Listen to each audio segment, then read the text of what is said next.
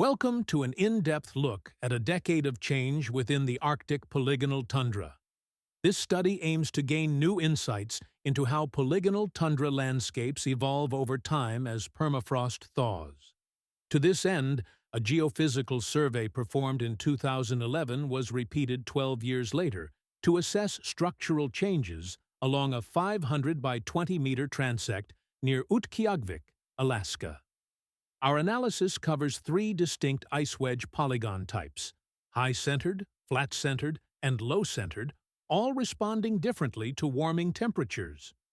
Now playing is imagery acquired with an unoccupied aerial system, UAS, along a 480-meter-long electrical resistivity tomography, ERT, transect.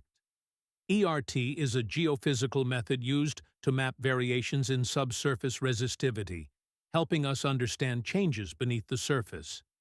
The UAS data was used to reconstruct high-resolution orthomosaics and digital surface models to evaluate changes in microtopography and surface water distribution.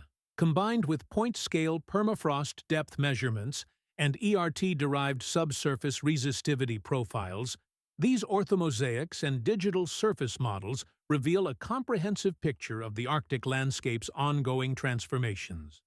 We now transition to a high-resolution 3D visualization, which allows us to focus on the three polygon morphologies and their distinct decadal changes. High-centered polygons are characterized by elevated centers surrounded by troughs. In our study, the HCP area showed a wide range of behaviors. Some elevated centers remained relatively stable, while some troughs have widened and deepened, leading to the formation of thaw ponds. Flat-centered polygons feature flat central areas with wet troughs and minimal height differences between centers and rims.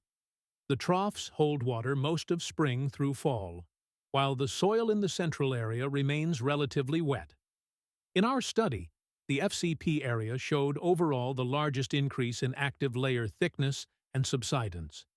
Low-centered polygons display well-defined rims with surface water in the troughs and in the central areas.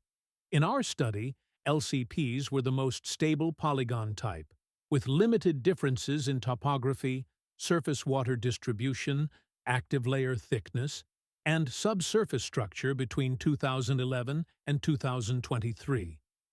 Overall, our study sheds light on the heterogeneity in how the Arctic polygonal tundra is reshaped as permafrost thaws. The diverse hydrogeomorphological dynamics across the studied polygon types are driven by variable thaw rates and permafrost characteristics, including ice content and, in this coastal study, soil salinity. This study provides guidance for designing surveys that can capture above-ground, ground surface, and subsurface changes in permafrost systems. Thank you for watching. We thank the UIC Science Native Corporation for allowing us to conduct our research on the traditional homelands of the Inupiat. The NGEE Arctic Project is supported by the Office of Biological and Environmental Research in the U.S. Department of Energy's Office of Science.